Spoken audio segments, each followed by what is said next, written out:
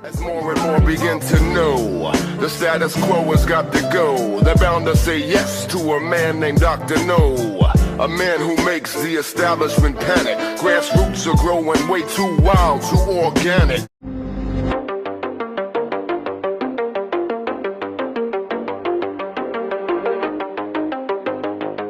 So the big story over the weekend, this happened on Friday, was that Israeli troops in Gaza shot and killed 3 Israeli hostages that had escaped captivity. And now the Netanyahu government is coming under increasing domestic pressure to reach a new hostage deal with Hamas after the Israeli military mistakenly killed 3 Israelis.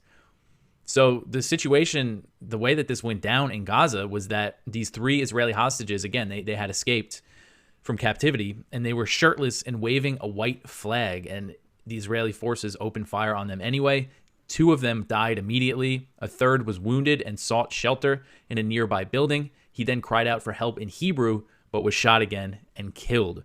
So many hostage families are outraged by this incident. And one of the victims' brothers said at a funeral for him that the Israeli military murdered his brother. The quote was, "Those who abandoned you also murdered you after all that you did right," end quote. So family members of Israeli hostages in Gaza met with ministers in Netanyahu's war cabinet on Saturday and called for Israel to cease its current operations and work toward another deal with Hamas. And despite these growing calls for diplomacy, Netanyahu said, quote, "After we have eradicated Hamas and Gaza will be demilitarized under the control of Israel, there will be no one who will educate their children to annihilate Israel," end quote. So again, expressing long-term plans for a military occupation. Major shipping companies are stopping transits through the Red Sea due to attacks from Yemen's Houthis that have come in response to the Israeli onslaught in Gaza. So The Economist reported that Maersk, CMA CGM, Hapag-Lloyd, and the Mediterranean Shipping Company have all paused or suspended services in the Red Sea. And this is 4 out of 5 of the 5 largest container shipping companies in the world. So it's a big deal. And the Hong Kong-based container shipping line OOCL has announced that it was suspending all shipments to and from Israel. This is, really risks a major impact on the global economy.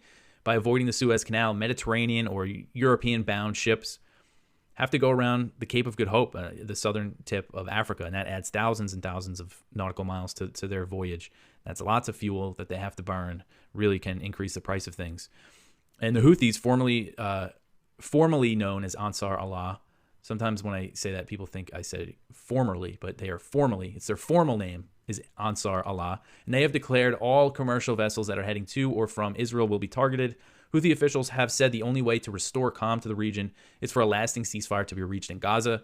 And attacks continued over the weekend. U.S. Central Command said that U.S. and British warships downed 15 drones early on Saturday morning that were fired from Houthi-controlled Yemen. Secretary of Defense Lloyd Austin is headed to the region this week and is expected to announce the formation of a new international naval operation to respond to the Houthi attacks known as Operation Prosperity Guardian. Mohammed al-Bukaiti, who's a member of the Houthis' political bureau, he responded to the news and said that the U.S. would be forming the filthiest coalition in history. He said, quote, "How will the countries that rushed to form an international coalition against Yemen to protect the perpetrators of Israeli genocide be perceived?" End quote. So the U.S. is warning it could take military action against the Houthis. Apparently, they've conveyed some threats to them. And they're also threatening to kill this peace deal that the Houthis and the Saudis reached. So this can get really bad, I think, in the region, especially, if they send this big naval task force and they really start firing back and forth. And if the U.S. bombs Yemen directly, things could really explode. And so this article is from the New York Times, and it is about these Ukrainian Marines that are being sent, and I wasn't aware of this, across the Dnipro River. I usually call it the Dnieper River in Ukraine, but it seems that it's more commonly referred to as the Dnipro River now. But this report is about these Ukrainian Marines that are being sent across the river, basically on a suicide mission. They're in an attempt to recapture territory from Russian troops, but apparently when they get over there, they get killed. And many waves of Marines have been sent across the river, and they're speaking out. For 2 months this has been going on, and now these Ukrainian troops spoke to the New York Times about it. It says conditions are so difficult. A half dozen men involved in the fighting said in interviews that in most places there is nowhere to dig in. The first approaches tend to be marshy islands threaded with rivulets or meadows that have been a quagmire of mud and bomb craters filled with water. The soldiers and Marines gave only their first names or asked for anonymity for security reasons, and commanders declined almost all media requests to visit military units in the Kherson region. So this is something, it says that several soldiers and Marines spoke to journalists out of concern about the high casualties and what they said were overly optimistic accounts from officials about the progress of the offensive. So this is what Biden is looking to fund for more than a year, these kind of hopeless missions that is just going to get so many, Ukrainians killed. For what reason other than enriching, Lloyd Austin's friends at Raytheon and just kind of trying to keep Russia bogged down in this war. Russian President Vladimir Putin has dismissed President Biden's claim that Russia will attack NATO territory if it wins the war in Ukraine, calling the idea nonsense. So we've seen this from Biden, from Biden administration officials, this claim that if they don't fund the war in Ukraine, Russia's going to, conquer the country and then roll into Eastern Europe. And that means direct war with NATO, and U.S. troops are going to have to fight. Your sons and daughters are going to be sent. I mean, this is what they've been saying. One quote here from Biden, he said, quote, "If Putin attacks a NATO ally, if he keeps going and then he attacks a NATO ally, well, we've committed as a NATO member that we defend every inch of NATO territory. Then we'll have something that we don't seek and that we don't have today. American troops fighting Russian troops. American troops fighting Russian troops if he moves into other parts of NATO," end quote. So responding to this claim, Putin said that he had no interest in fighting NATO. He said, quote, "It is complete nonsense, and I think President Biden understands that. Russia has no reason, no interest, no geopolitical interest, neither economic, political, nor military, to fight with NATO countries," end quote. And I think that is clear now, because if Russia wanted to go to war with NATO, they have the pretext. NATO's been funding this war, and not just funding it, not just providing weapons, but providing intelligence, building up Ukraine's intelligence services so they could carry out sabotage attacks inside Russia, Crimea. If the shoe was on the other foot, the U.S. would have declared war against Russia a long time ago. You're listening to Part of the Problem on the Gas Digital Network. I can't quite put my finger on it, but the question of, have you seen any evidence of it? It's, if a cop comes to my car and says, "Hey, I want to search your car," and I say no, that's not proof of the fact that there's something that I'm hiding in my car. Sure. I'm exerting my right, and I have no reason to make it easier for a cop to try and find a reason for me to be in trouble.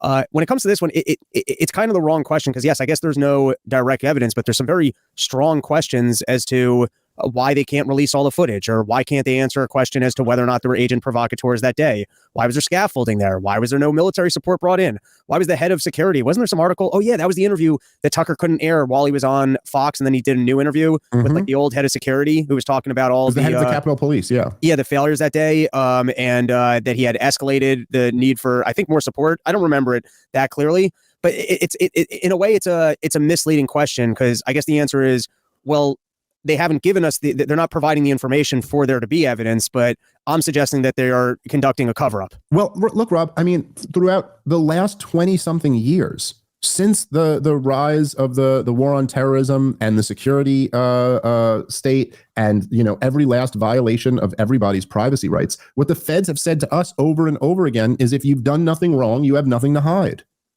That's been their But I guess mantra. In this case, they've got a record of lying. And so it's like, why can't I have my search warrant? This guy's a known drug criminal, so there's actually a good reason to search his car. I guess that's kind of the... Everything is flipped on its head here, right? Because everything's upside down. If you're claiming to live in a free society, then individuals have privacy rights. But government doesn't have privacy. That's government hiding things is secrecy. Free people hiding things is privacy. And it's totally different. And so the feds will look at us and make a mockery of privacy and go, "If you've done nothing wrong, you should have nothing to hide." Yet what would be so much more reasonable would be for the American people to look at the feds and go, "Hey, if you've done nothing wrong, you got nothing to hide. You don't get to hide shit from us. Like, you're supposed to be serving us, right? Isn't that hypothetically what this whole thing's supposed to be?" So you're almost saying government withholding evidence would be indicative of guilt.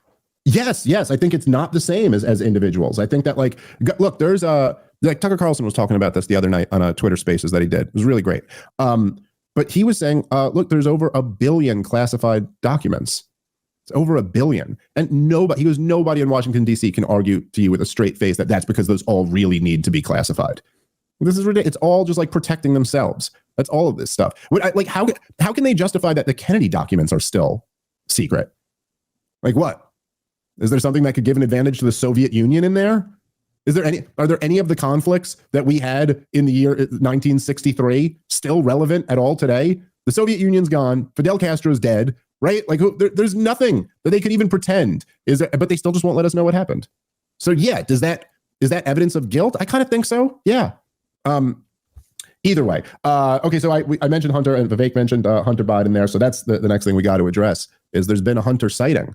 And it comes in it comes in an interesting time. So basically, right around the same time, the House officially voted to open an impeachment inquiry. For people who don't know, this is the first step in impeaching a president. The House opened an impeachment inquiry. They subpoenaed Hunter Biden, and Hunter Biden gave a speech. This is not something we've seen a lot of. There's been a lot of talk of Hunter Biden over the last 3 years or so. A little bit more than 3 years. But a lot of brilliant artists are recluses, though, and that they're is making millions of dollars on their paintings. Sometimes you just want to focus on what you love and, embrace your personal process. It's hard for the non-artistic types, such as ourselves, to understand the great artists when it comes to a Hunter or an Adolf. And these are the people who have to they have got to live in their art. Fueled my struggle with addiction. They belittled my recovery, and they have tried to dehumanize me, all to embarrass and damage my father. All right, let's pause it right here. So isn't this, Rob, as our people would say, the chutzpah is just unbelievable. So this is your whole, after one little throwaway line about also, I did some things wrong. I could have taken advantage of my opportunities better. But then he brags about his resume that he's so proud of. Like, hey, I got into Ivy League schools. Yeah, we all know that a senator's kid getting into Ivy League schools suggests nothing but meritocracy, right? So you're bragging. He brags about the boards of directors that he's on. Now, again, if you guys want to go through this, they're all clearly because he's a senator, then vice president's son. That's why he's on these boards. So it's just like so. And then to just go off on what a victim he is. I've been the victim of these horrible attacks. I'm clearly a victim. The son of a senator, vice president, obviously one of the least privileged members of society. I made millions of dollars trading in my father's last name. But I'm even more of a victim than that because I also blew all of the money on drugs and hookers. So that's that just shows you what a disease I have. I'm in recovery here, sir. So you have no idea what it's like for me to be attacked for my blatant corruption. Try to put yourself in that situation, okay? It's very hard. You're basically you're basically like a kid trapped in a war zone. Basically the same thing. I respect the balls on this guy to not show up to a congressional hearing and instead be like, just set up a podium outside and then set up the podium and go, how dare they look into me while I'm healing and recovering? And my God, I'm a respected board member of these companies. You know what gives you this kind of balls? Crack. All right, let's keep playing. Let me state as clearly as I can. My father was not financially involved in my business, not as a practicing lawyer, not as a board member of Burisma, not in my partnership with a Chinese private businessman, not in my investments at home nor abroad, and certainly not as an artist. Right, during my battle with addiction. It's just great that it's unbelievable that he's forced, even in this self-righteous little speech, to run off the greatest hits. It doesn't matter what you put around it. It's just so obvious what that sounds like once you start saying it. He wasn't involved in this Ukrainian energy company that I happen to be raking in hundreds of thousands of dollars a month from, the place where we're fighting a war in right now. Yeah, I was involved. I had serious financial interest there in the years leading up to the war. The Chinese government that I was making tons of money off, he wasn't involved in that. And the fact that I just started painting and then Democratic donors wanted to buy my paintings for obscene amounts of money. My dad wasn't a part of that. Like, okay. Still sounds like you're corrupt as shit, but all right.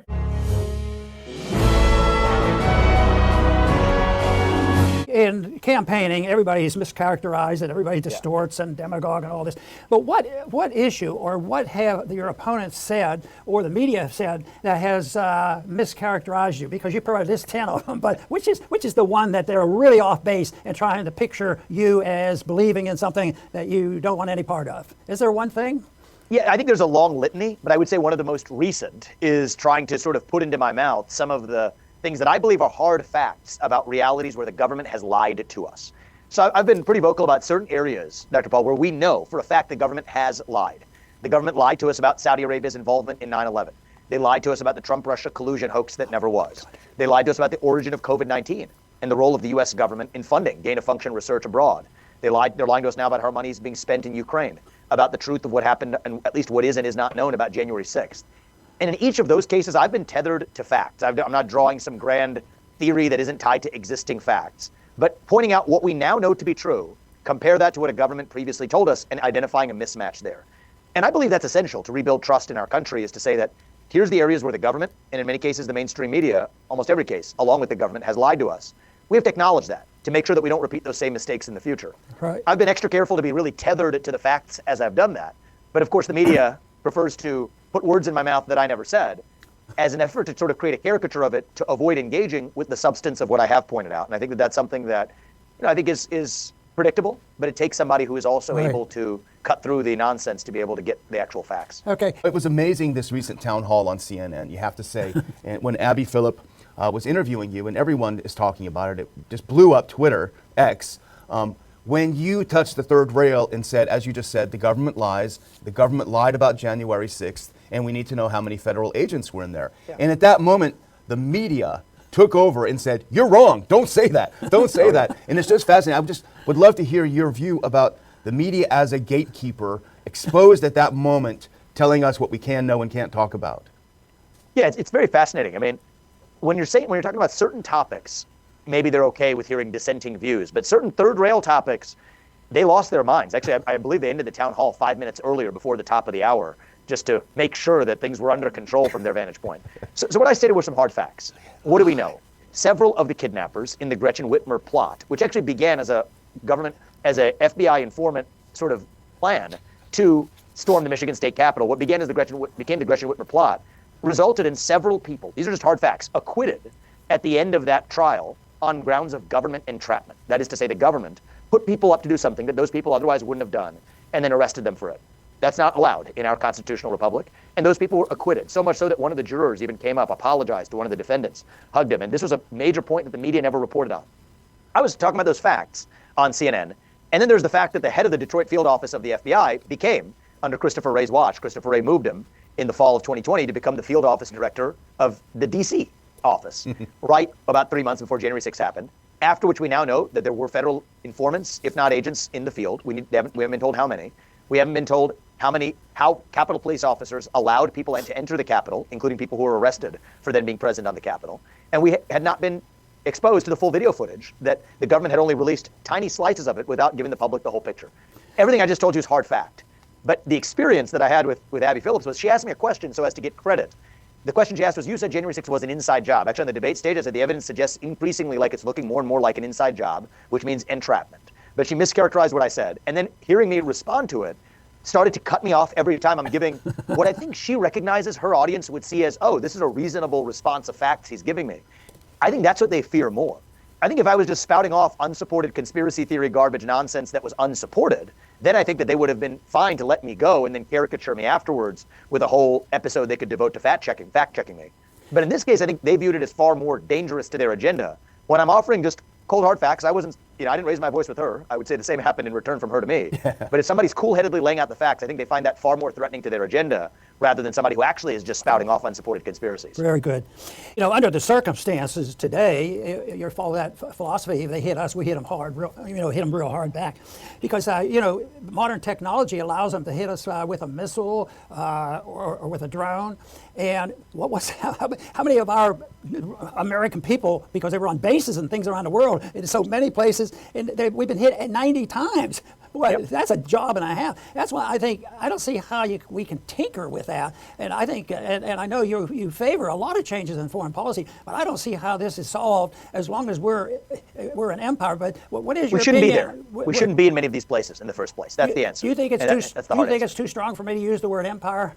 I don't think it's too strong for you to use the word empire. I think that it's a psychology. It's almost a psychology of empire that I think has actually been what has plagued our foreign policy. And the ultimate irony in that is, as we're focused on the outer periphery of that psychological empire, we're actually weaker than we have been in a very long time right here at home.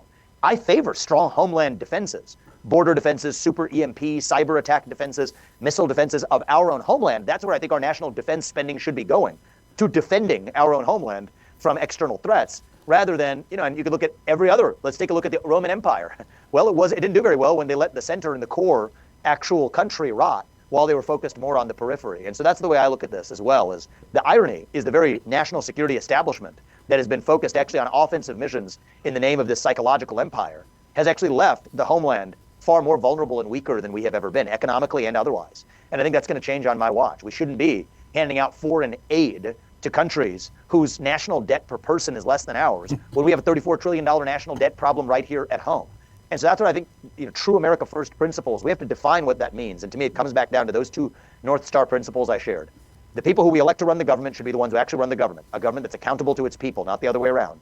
And that the moral duty of those U.S. leaders should be to the U.S. citizens, not to some other random foreign interest abroad. And George Washington, I think, would have said the same thing, and that's what I would say today.